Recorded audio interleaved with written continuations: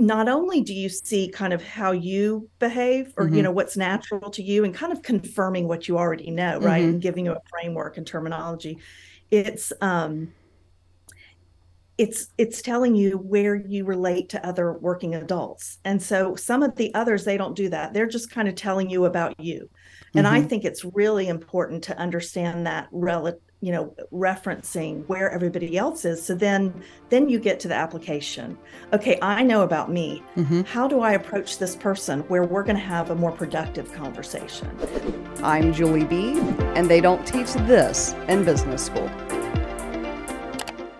Hey there, I'm Julie B, and you're listening to They Don't Teach This in Business School, a podcast where we discuss business ownership lessons that are learned through experience, not in a classroom or seminar.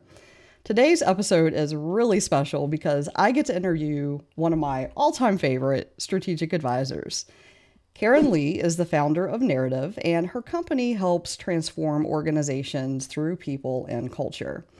And one of the tools she uses to do this is the Big Five assessment. And y'all, it is my favorite assessment, and I have taken a lot of them. So I am so excited to dig into this today with Caryn so that you can learn how this assessment might help you, help your company, and help your team. So Caryn, welcome to the show. Super excited to have you. Thanks for being here today. Thank you. I'm excited. Happy Yeah. to talk about the Big Five and love it that you are such a believer. I have taken.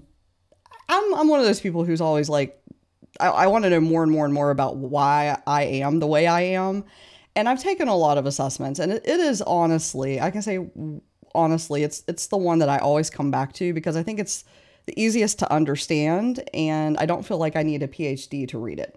I think those are the two parts of it that I like the most because, as we might talk about later, I attention to detail is not my strong suit. So I think for people like that, it's actually very, very helpful. So we'll get into that. But first of all, tell us about, give us a brief overview of Narrative and, who you work with and what you really help people do. Okay. So Narrative we are a consulting company. We help transform cultures, engage people, improve communication. And we do that mostly through training, team building, coaching, conflict resolution. So really anything that has to do with behavior in the workplace. Um, and we do use a lot of research-based assessments in our work, but those are just tools. I Mm-hmm. like to say these are tools, and really it's about how you apply those tools and that knowledge that you're gaining Mm-hmm. that's really important, right? Yeah. Yeah. We help people solve, lack of communication, frustration with each other, miscommunication, assumptions, people making assumptions when they shouldn't, Yep. conflict between executives, which can cause Mm-hmm. problems. So we solve a lot of problems, Yeah. but we also proactively just help them communicate better Yeah. and understand each other more. One of the most helpful things that I've gotten out of the assessment and I've used is knowing that I'm a visionary or knowing that I have that, that visionary tendency and that creative and that imagination and that other people don't always have that. And it will drive someone really bonkers if you're constantly talking about 5 years down the road, but you can't focus on like what you need to do today, which is pretty accurate summary of how I roll. So just knowing that about myself, I think a lot of people listening to this are visionaries. And I mean, just knowing that one thing about yourself and your team can completely change how and elevate the team dynamic and make it even better. So that's just one example that I've lived personally. Yes, so I think one of the things that I really like about the assessment is that it's showing your scores on a continuum Mm-hmm. and it's not labeling you. Mm-hmm. And we're so complex, right? Mm-hmm. That you can't just say somebody's a letter or a number or four letters or whatever. Yeah. But what I think for you, Julie, when we talked about you being such a visionary, Mm-hmm. is it helps you see how extreme you are, right? Mm-hmm. So Yeah. we're going along thinking everybody thinks like we do, Mm-hmm. and then you're like in, I think, 5% of the population Yes. that is that strategic, right? And which is wonderful. Mm-hmm. And you also then know, okay, I've got to fill in my team with people who score the 95% differently, right? Yeah, fill my team in with people who actually can get things done on a daily basis and not just think about it and dream about it. And that's kind of where I'm at with it. Because yeah, I mean that's what I find is a lot of times when I go in and actually talk to organizations, this is the tool they need because they just usually there's a leader that does not understand that they are behaving, their traits are one way and everybody else's traits are usually different than theirs, but they think everybody thinks like they do, and then they get frustrated when nobody else can see when nobody else really sees the big picture that they see. So it's just, yeah, it's so interesting. So tell us a little bit about, like, break down the big five for us a little bit, and we'll get into talking about also how it's different from some of the other assessments that are out there. Okay. So the big five is the standard that psychologists and academics use. So sometimes I'm a little embarrassed to say I have a personality assessment, because sometimes they're just those fun things you do on the internet, right? Well, this one is very research based. It is the standard. If you read Harvard Business Review or Fast Company now, that you've heard of the big five, or sometimes people call it the 5-factor model of personality, about 95% of the time going to talk about the big five. At this point, it is the standard. It's not necessarily the most commercially well known, but it is what they use. The 5 factors are extroversion, resilience, openness, agreeableness, and conscientiousness. But I never stick to just that level unless I have only an hour to work with you, right? We go down to 4 or 5 sub-traits within each of those. And it's interesting that you said that it's easy. It is easy, but it is a lot more in depth than other assessments, right? So there's, in the narrative Big Five assessment, based on the model, there's 23 subtraits. So that's very specific information, right? And a lot of the others will combine all that stuff, and it's not necessarily true, right? About one specific person. Yeah. Well, and I think go ahead. No, I was just going to say, what else do you want to know? I mean, one thing you've said to me recently is that we as an individuals are so much more than 1 or 2 numbers or letters or, however you want to define that. And so many of the assessments really do put you into, they give you a letter or a number, and then they're like, and you might be a little bit of this or that, but this is your primary number. And for people are so much more complex than that. And I think that I think what the Big Five does really well is that it takes the traits that, really come out in team dynamics and in work dynamics. And it helps you see where you are, and it helps you see where other people are on a continuum. And like you said, it's not good or bad. It's not like, you may be surprised by some of it, but it's not really good or bad. It's really just to help you understand yourself better. So I think it goes deep on those things, but it's not trying to say I'm a pigeon. They give you these names of like, I'm a rooster, or I'm a shark, or I'm a, it's, no, you're way more than that as a human being. Right. Exactly. Yeah. And that's what, I have to be careful because I don't want to call anybody's baby ugly, right? Yeah. There is room for that when you're just going to get it at a very small level. You're going to talk about differences. But I really don't like it when people, like, if you're red, oh, they're red, or they're a D, you should be afraid of them, or oh, they're blue, they're going to be nice to you. I mean, that's just, it's a little crazy. And what I do like about, like you said, about the Big Five is that not only do you see kind of how you behave, or what's natural to you, and kind of confirming what you already know, right, and giving you a framework and terminology. It's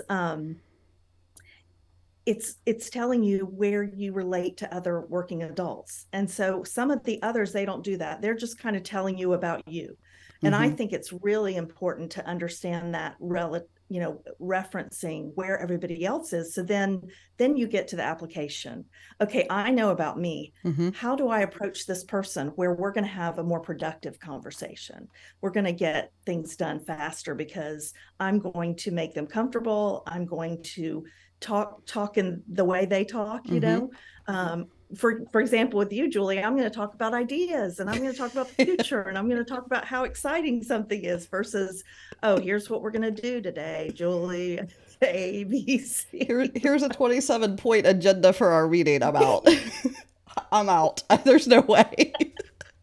Yeah. Yeah. Well, and one thing that I've always said about the Big Five assessment is, especially when you are like the way that I've used it in my companies is when I would bring on new team members, I would have them take the assessment, and then you and I and the team member would go through a coaching session to see kind of how we were going to work together.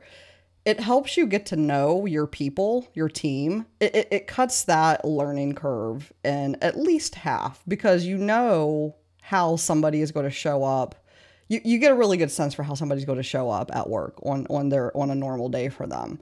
And that to me is just so invaluable because once you go through that process, I mean, you have a common language to use.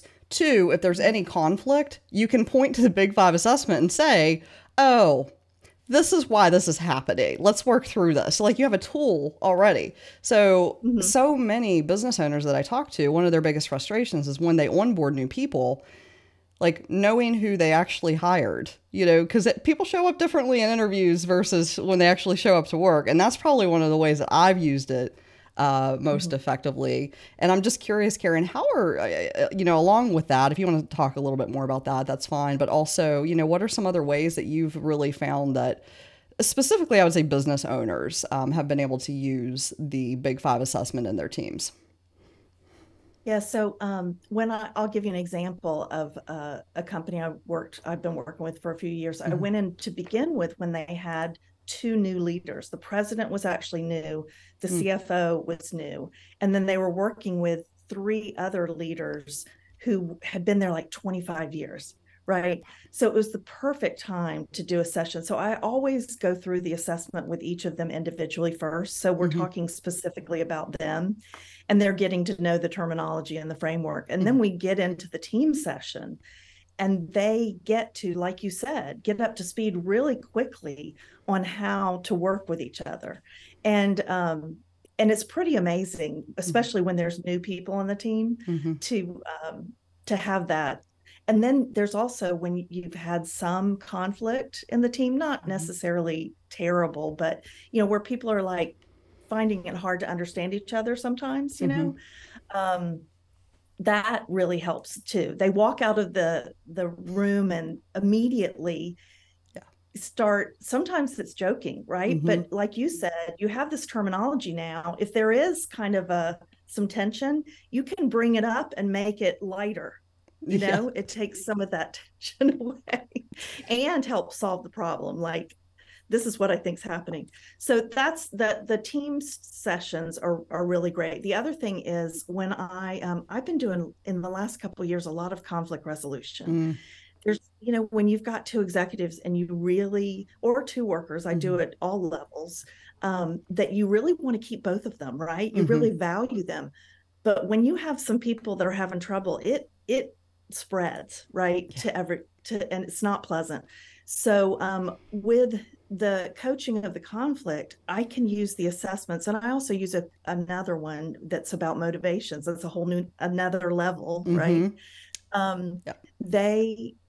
That we can understand the reason, right? It helps me see the cause, and then I help them understand it, and then we work on how can we behave differently to get together and going forward, be more professional, more respectful, understand each other, empathize a little bit with each other, right? Yeah. So those are some of the ways that I use it. Hey, this is Julie B, and you're listening to They Don't Teach This in Business School. I'm here today with Caryn Lee from Narrative, and we were just talking about how some of the ways you use the Big Five assessment, which is the primary topic for today. Caryn, do you ever use it to help people make hiring decisions? I'm curious about that. Is it something that you can use? I know that there's some rules. I'm not an HR professional, so I know like there are some pros and cons to it. But I'm just curious if it is something that if a company decides to, move forward with it, is it something that they could use for making hiring decisions? Yes, so I do use it for hiring, but what I do is I learn about the job. And it's about that specific job in that Mm-hmm. specific company, Yeah. even to the extent of who are they going to work with and what their culture is. So I will do it, but I do it with a custom profile. So Mm-hmm. some of the assessments out there have standard profiles. Here's a salesperson, here's a financial person, and I of course start with that research, but I then customize it to that specific role. So I learn about the role, and then I actually come up with a range of scores for each of the 23 Mm. subtraits. And some of them we say, we don't, that one doesn't matter, or this one we want to weigh that one more. Yeah. And we come up with a profile, and then we assess the candidates against that profile. Now, I will tell you, this is a small piece, and I tell all my Uh-huh. clients, this is a small piece of the decision, right? Mm-hmm. You've got all the other things you're doing, interviewing, Yeah. resume, skills. I mean, it's pretty important that they know the industry and the skill.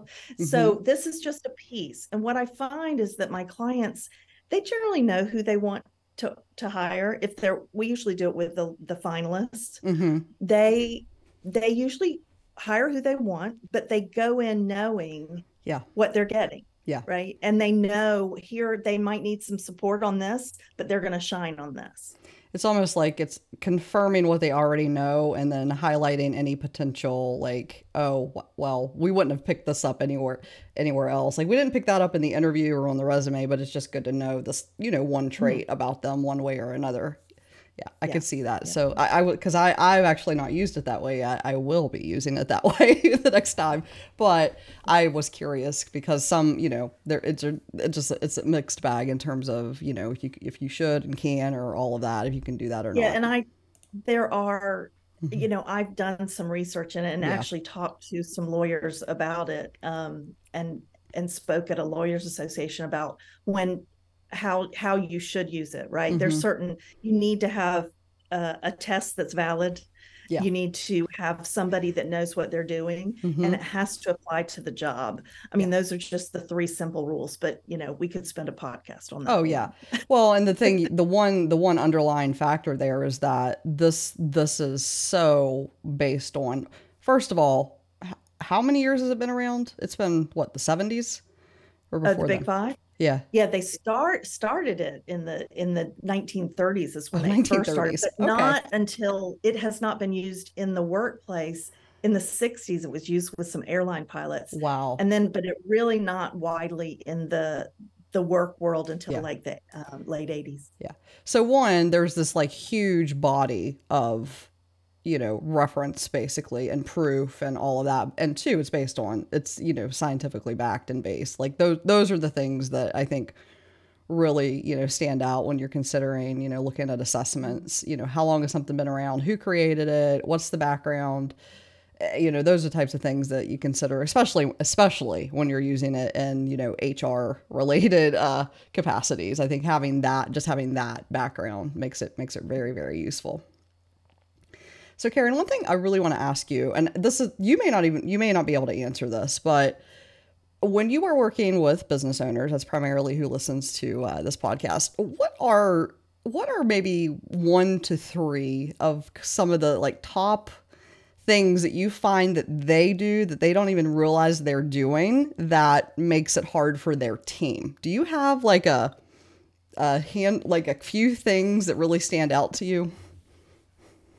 Yes, so usually it's when they have like an extreme trait, Mm-hmm. or Yeah.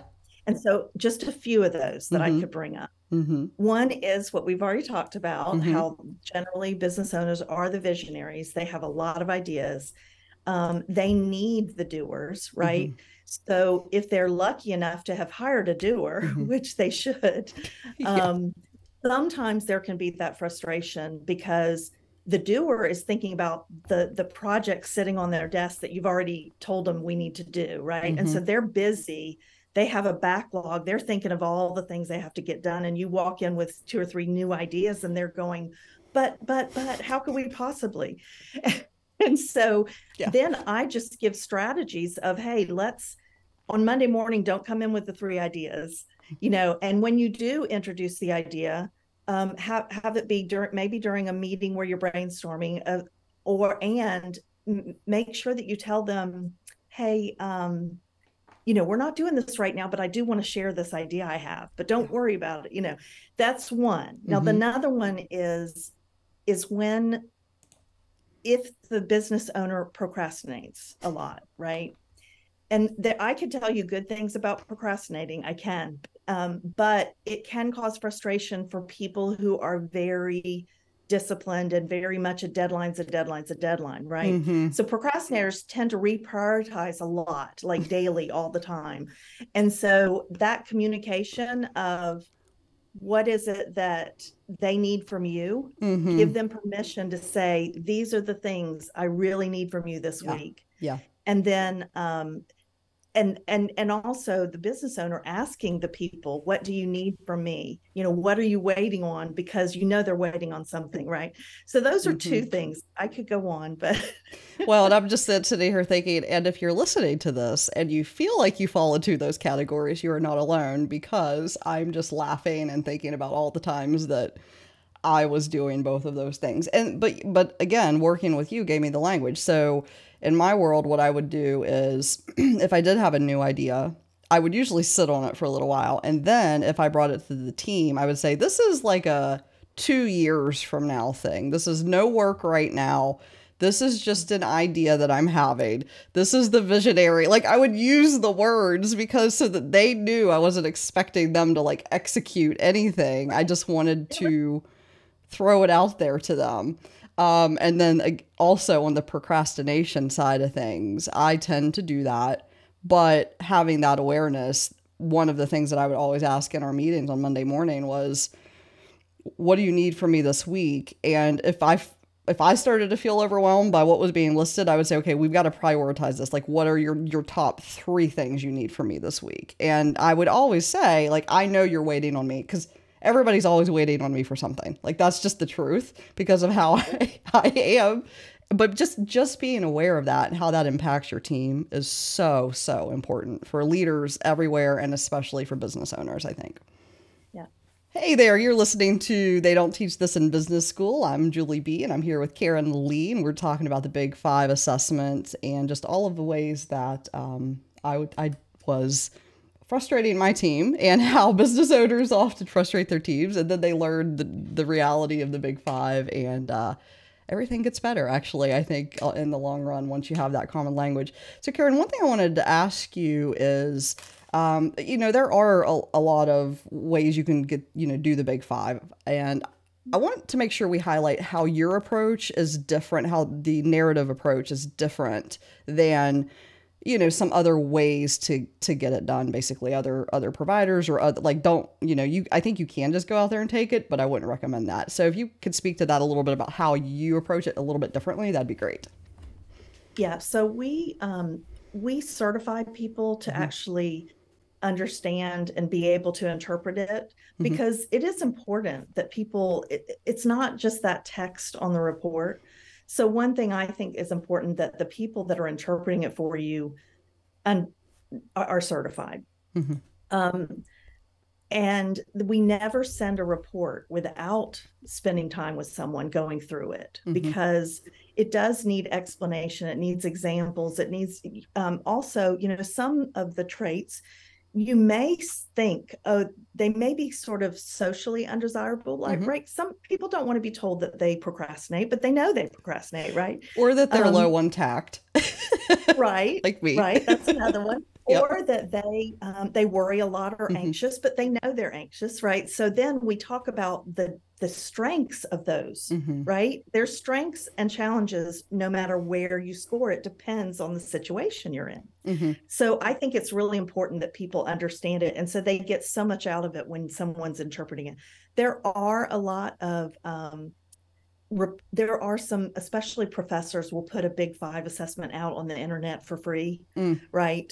You're just not going to get that, and you may only get the five Yeah. traits, not the sub traits and things like that. You're not going to But we're you're all not going to get about, any of that context. right, and Hmm. we're all about really translating, what does this mean? Hmm. What is this? How's this going to help you? Like, Hmm. you answered the questions. You sort of Hmm. know this about yourself, Hmm. but again, we're giving you terminology, a framework to talk about it. We're telling you how maybe very different or similar you are to others, like where you are on each of those spectrums. Hmm. And then we're talking about, okay, what does this mean? What it means is I'm aware of, it's the self-awareness, but then it gets to, okay, let me start estimating and thinking about what my teammates, what my clients, what my prospects. Hmm. And that's something I talk to business owners a lot about, is how to figure out who their prospects are Hmm. and how to address them and sell to them differently, Yeah. right? Yeah. And yeah, now I'm like, maybe I should give this one. Like, how can I use this in sales? I know how I could use it. I'm just like, do I want to do that? But it's so fascinating. I think the one of the most valuable things when we're talking about teams, and honestly, when business owners have challenges, it it almost is always either people or process. It's one of those two things in their business. Either, and Mm-hmm. I would say more than half the time it's people. And that's why I think it's what's really cool about how you do this is, and I mean in my organizations we're very transparent. So everybody would get to see everybody else's scores, and you would do like a special report where it kind of stacked everybody up and you could see like Julie's really high on this or low on this.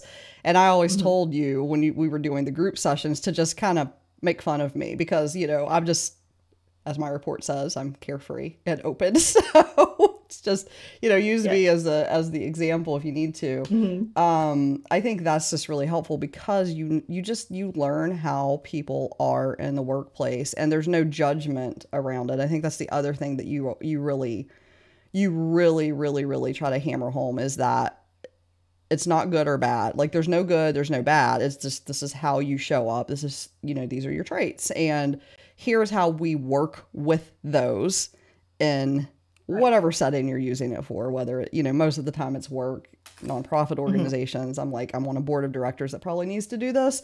Um, Mm-hmm. there's just so many ways you can use it. And I'm like, my partner needs to also take this, but I also can't be the one that reads that for her. Like that. I wouldn't Oh recommend that yeah, at all. yeah, yeah, yeah. No, it's very interesting that Hmm. people I'll give the assessment to, and they're like, okay, I got to go home and talk to my spouse about this, and then they want, the spouse. They talk about where's the spouse probably on the Uh-huh. continuums, and But don't yeah, assume. That's the other thing you're don't learning. It's like, assume, no, don't but assume talk anything. to them about it. If we've learned anything, Yeah. don't assume anything. That's the Yes, thing. and oh, when I use it with partners, business partners Hmm. who are also Yeah. in a relationship, Hmm. oh my goodness, I've had one of them I think of right off the top of my head. It's like, oh my goodness, you helped our marriage and our business. Yeah. Well, and I'll tell you, I did the assessment and it helped me. I was considering a business partnership with someone, and it helped me see like, I'm going to be a problem in this relationship if we go any further down this route. So I decided, it helped me probably avoid a massive problem because I decided to, keep that relationship the way that it was. So there's just so many uses for it. Caryn, one thing I want to ask you is, just having some fun here. What are some things that show up on your assessment that you think are just funny or quirky or just were surprising even to you when you took it? What are some things that you can share with us? Well, yeah, I mean, I've been doing this for 25 years, so I don't remember what surprised me. But the one thing one of the traits, whenever I'm interpreting for someone, it's not about me, right? But Mm-hmm. there's one trait that I do share Mm-hmm. because it's so extreme. I'm Yeah. like a seven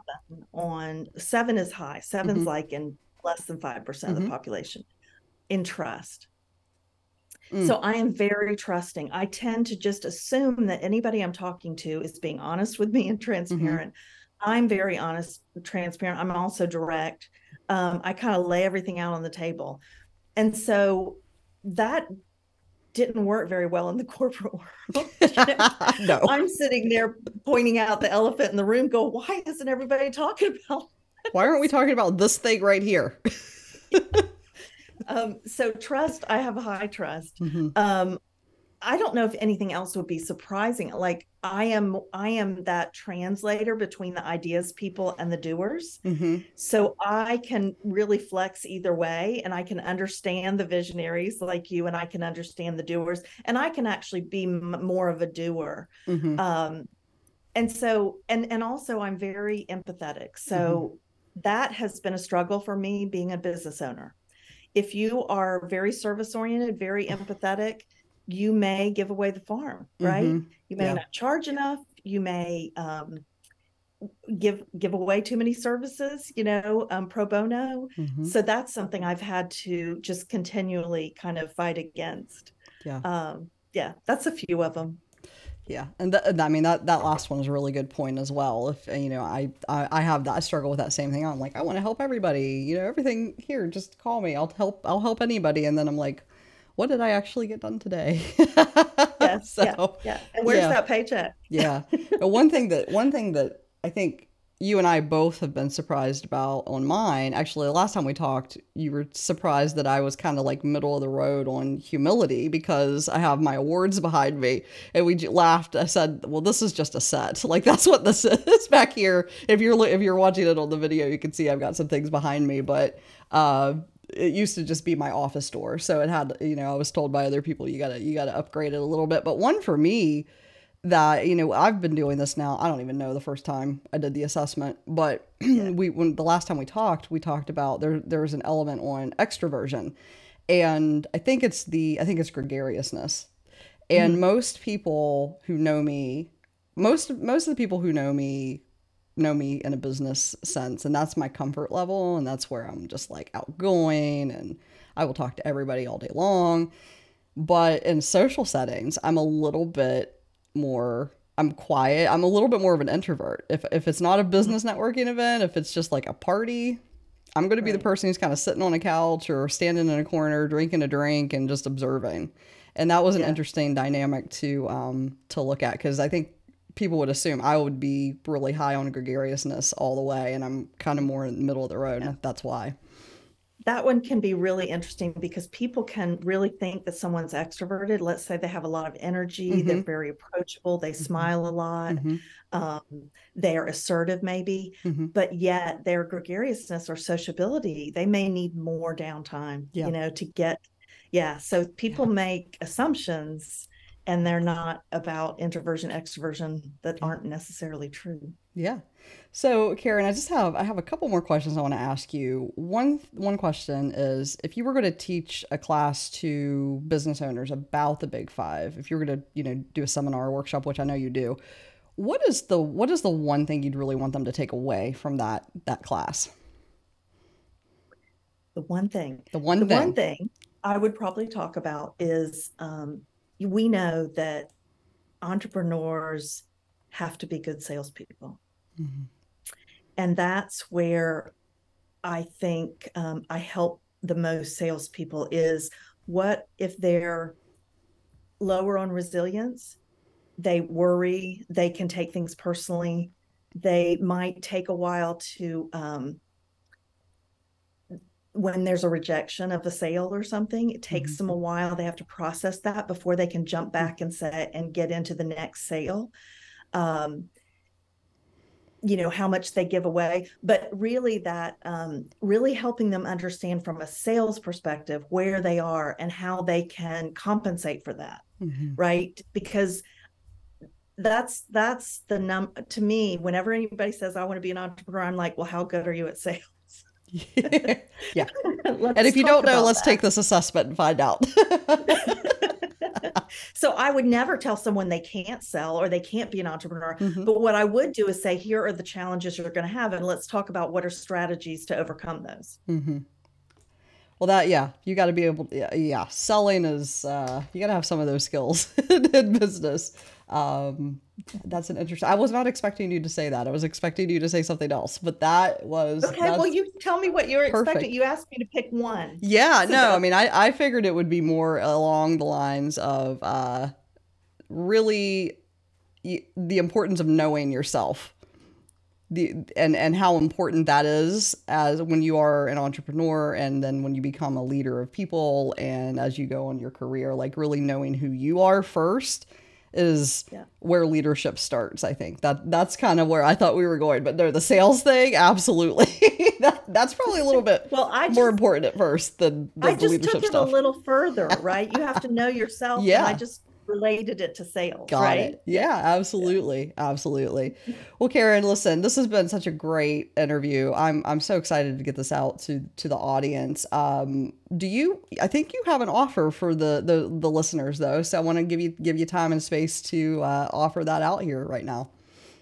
Yes, I'd love for people to take the assessment. It only takes about 15 minutes to complete it. And then I will spend 45 minutes with you reviewing your results and talking about how it relates to what you do every day. And how do people sign up for that? They just need to send me their email address and their full name, and I'll send them the assessment. My email is cclee, Lee, at aboutnarrative.com. All right. We will put all of that in the show notes. And I will say, take Caryn and her generosity up on that offer, because that will be, out of all of the things that I've done from an educational standpoint, knowing myself through the Big Five has been one of the most valuable things I've done as a business owner. So definitely take her up on that opportunity. So Caryn, thanks again for being on the show. It has just been so great. I'm so excited to get this out to the listeners. Thank you. I enjoyed it. And that is a wrap on this episode, but please subscribe to the podcast on your favorite app so that you don't miss out on future conversations. I'm Julie B, and they don't teach this in business school.